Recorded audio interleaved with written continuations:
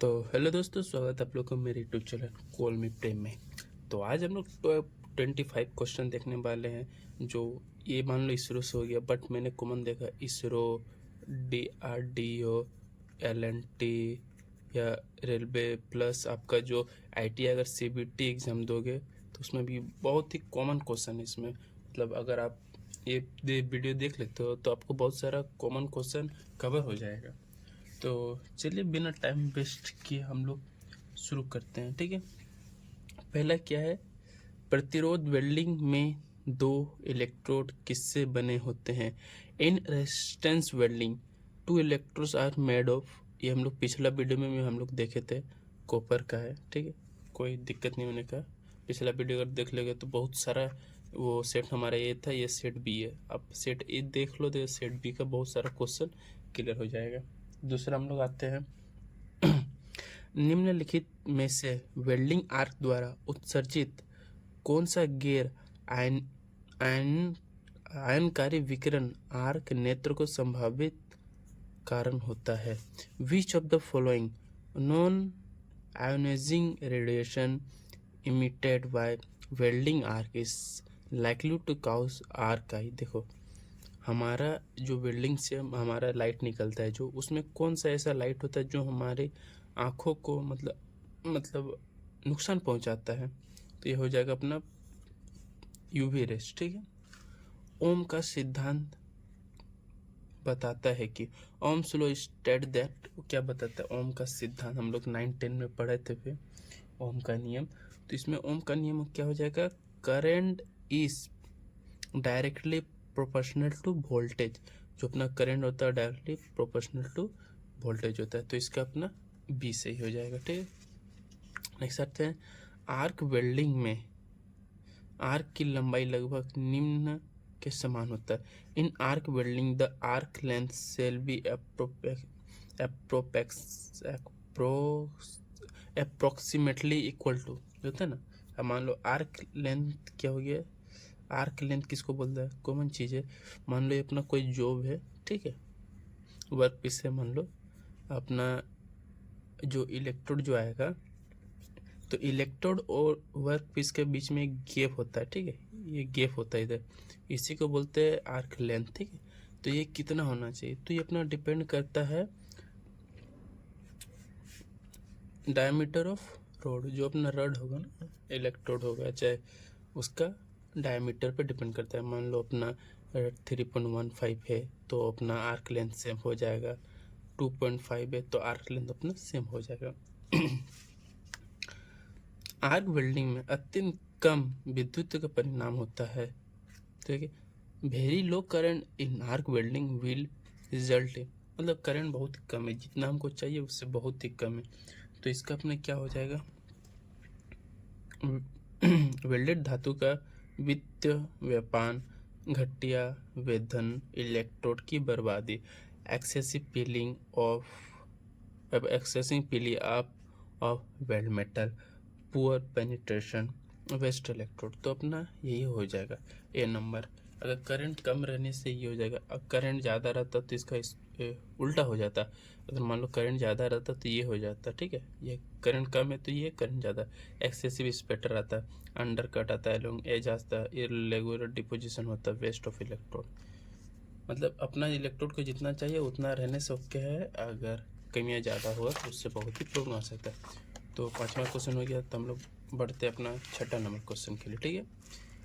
अब देखो क्या है, प्रतिरोध वेल्डिंग में वोल्टेज को सामान्यतः कितना रखा जाता है? The voltage in resistance welding is generally keeped between, जो अपना 6 नंबर प्रतिरोध वेल्डिंग आपको पता है क्या है, तो इसमें अपना वोल्टेज कितना रहता है? देखो 28 से 36, 28 से 20, 12 से 20 या 4 से 12। तो इसका राइट आंसर हो जाएगा 4 से 12, okay.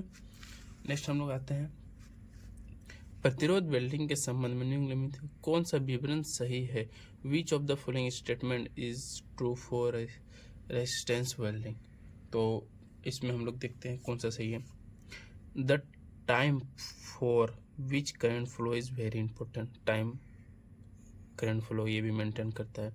After switching off the current the pressure is maintain until the weld cool, ये भी अपना डिपेंड करता है। Water circulated through hollow electrodes for cooling, ये भी सही है। तो ये 7 नंबर का अपना डी सही हो जाएगा कि 1 2 3 तीनों कथन अपना इधर पे सही होता है। 8 नंबर पे आते हैं, एक्सरे द्वारा उत्पादित फिल्म को क्या कहते हैं? एक्सरे द्वारा, the film products by x-ray is called. देखो इस आंसर को इसरो ने सही डिक्लेयर नहीं किया है, ठीक है, तो इसका आंसर इसमें से कोई ऑप्शन इसरो ने सही डिक्लेयर नहीं किया। 8 9 नंबर देखिए, मैथ का क्वेश्चन है। मैथ का मैं अलग से एक वीडियो बनाऊंगा, जो अपना मैथ का आ जा रहा है उसका मैं अलग से एक वीडियो बना दूंगा। तो इधर अपना टोटल 8 क्वेश्चन हो गया, ठीक है। चलो नेक्स्ट आते हैं 11 नंबर पे। निम्न में से कौन सी संयुक्त प्रक्रिया के लिए ऑक्सी एसिटिलीन वेल्डिंग अत्यंत उपयोगी है? For which of the following process of joining oxy acetylene welding is most suitable? देखो ये अपना क्या, देखो ट्यूब्स के लिए हम नहीं करते हैं, ठीक है, मेटल ब्रास के लिए भी नहीं करते हैं, वायर्स के लिए नहीं, तो अपना क्या बचेगा? मेटल सीट के लिए। तो अपना ऑक्सी एसिटिलीन मेटल सीट के लिए होता है। दूसरा आएगा, आर्क वेल्डिंग प्रक्रिया में प्रत्यावर्ती की आवृत्ति क्या होती है? In arc welding process what is the frequency of the alternator? तो इसका आंसर हो जाएगा 400 हर्ट्ज, ठीक है, 12 का भी हो जाएगा। नेक्स्ट हम लोग आते हैं 13 नंबर, गैर उपभोज्य इलेक्ट्रोड बनाने के लिए निम्न में से कौन से पदार्थ का उपयोग नहीं किया जाता? विच of the flowing material is not use for making non consumable electrode? तो इसका अपना देखो, मान लो कार्बन भी यूज़ होता है, ग्रेफाइट भी यूज़ होता है, टंगस्टन में, तो अपना सोडियम अपना यूज़ नहीं होता है, तो ये अपना बी राइट हो जाएगा। अत्यधिक उच्च वेल्डिंग धारा के कारण कौन से बीट लक्षण दिए जाते हैं? Which bead character is seen due to high welding current? High welding current अभी हम लोग उस पहला क्वेश्चन में हम लोग पढ़े थे ना, देखो इसमें अगर हम लोग बोले तो लो होगा तो ये आएगा, हाई होगा तो ये आएगा, एक्सेसिव स्पैटर, ठीक है, तो इसमें क्या हो जाएगा? Excessive spatter. देखो एक दूसरे से रिलेटेड ही है, ज़्यादा हार्ड नहीं है। उसके बाद हम लोग देखते हैं, चुंबक के कण के निरीक्षण द्वारा निम्न में से किस त्रुटि का पता नहीं चलता? विच of the following defects can not be detected by magnetic particle inspection? Magnetic है, तो मैग्नेटिक में कौन सा अपना नहीं होगा बताओ? ये क्या है? शाती भंजन या फैटिग क्रैक, ये पता चलता है। उष्ण भंजन, थर्मल क्रैक भी पता चलता है। सामक भंजन, क्विंचिंग क्रैक, ये भी पता चल। सतह भंजन, सरफेस क्रैक, इसमें अपना पता नहीं लगता है, ठीक है, एमपीटी में अपना सरफेस का पता नहीं लगता है। नेक्स्ट हम लोग आते हैं नॉर्मल रेलों को वेल्ड करने के लिए सामान्यतः कौन सी वेल्डिंग प्रक्रिया का उपयोग किया जाता है? Which is the welding process commonly use to weld railway rails? Which of the welding, देखो ये याद रखने का बहुत ही कॉमन क्वेश्चन है, ठीक है, थर्मिट वेल्डिंग इसका आता है अपना, ये माथा में बैठा लेने का पूरा। वेल्डिंग दुकान में किस प्रकार के अग्निशामक का प्रयोग होता है? Which of the following fire extinguisher is used in welding shop? इसका अपना CO2 टाइप हो जाएगा, ठीक है, 17 का ये अपना सही है।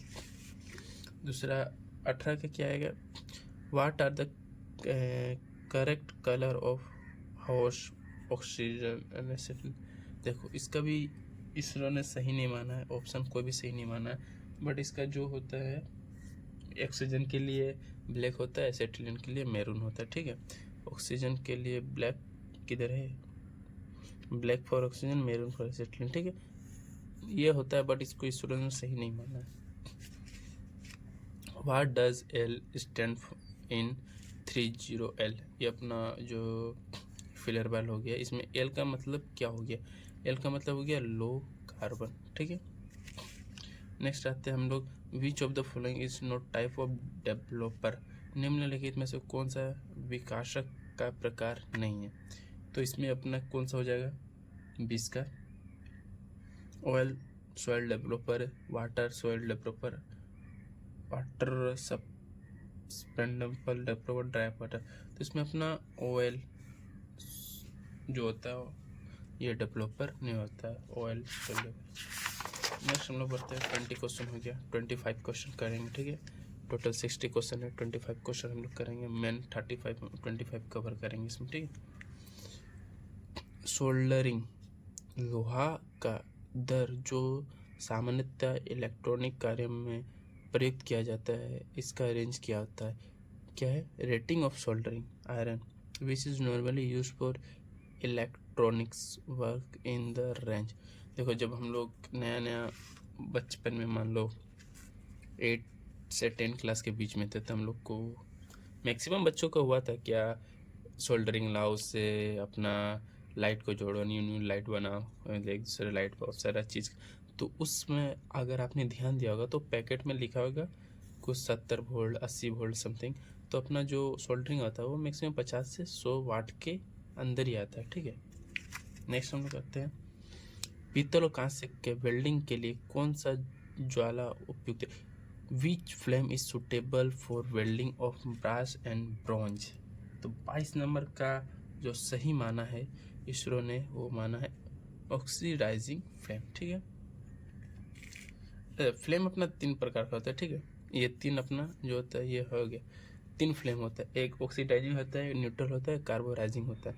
ऑक्सीडाइजिंग फ्लेम क्या होता है? जिसमें ऑक्सीजन की मात्रा ज़्यादा, मतलब मान लो एक है ऑक्सीजन और है एसिटिलीन, ठीक है। ऑक्सीजन है, एसिटिलीन है।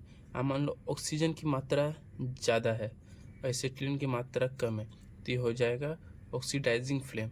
अब मान लो ऑक्सीजन की मात्रा भी सेम है प्लस एसिटिलीन की मात्रा भी सेम है, तो हो जाएगा न्यूट्रल फ्लेम।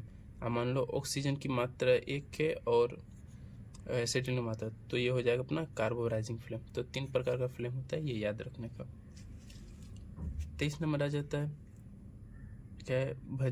भजन में कब तक भेदककारी सिक्तन कर सकते हैं? For how long is penetrant allow soaking cracks. Penetrant जो अपना होता है, पेनिट्रेंट डीपीटी में जो आता है, डीपीटी, ठीक है। तो इसका टाइमिंग कब, कितना देर, मतलब पेनिट्रेंट डेवलपर या डेवलपर मारने के बाद, क्लीन करने का पेनिट्रेंट कितना देर तक रहता है, उसके बाद हम लोग डेवलपर मारते हैं, ठीक। तो अपना सी हो जाएगा 10 से 30 मिनट तक हम लोग पेनिट्रेंट को सोकिंग का टाइम देते हैं, क्या उसको सूखने के लिए देते हैं, पेनिट्रेंट होने के लिए। 24 में आते हैं हम लोग, double V and double U butt weld are use for plates of following thickness. देखो, डबल वी, ये सिंगल वी, मान लो ये अपना प्लेट है, ठीक है, सिंगल वी, या क्या डबल वी, ठीक है। Double V same U V उससे हो जाएगा single J plus single J, ठीक है। फिर सिंगल जे इधर से हो जाएगा single J plus single J, हो गया डबल यू। तो ये इसके लिए अपने को हैवी थिकनेस चाहिए, ठीक है। 15 mm से ज़्यादा रहेगा तो हम ये कर सकते हैं। तो 15 नंबर आंसर अपना सही हो जाएगा। Neutral frame is suitable for welding of. बताओ, इधर देखो हम लोग क्या पढ़े थे, ऑक्सीडाइजिंग फ्लेम, न्यूट्रल फ्लेम और कार्बन। तो अपना जो न्यूट्रल फ्लेम होता है वो किसके लिए सूटेबल होता है? ये भी नहीं होगा, सिलिकॉन के लिए भी नहीं है, टंगस्टन अलग के लिए, निकल, ये अपना कॉपर अलग के लिए, कॉपर के लिए न्यूट्रल फ्लेम सूटेबल होता है।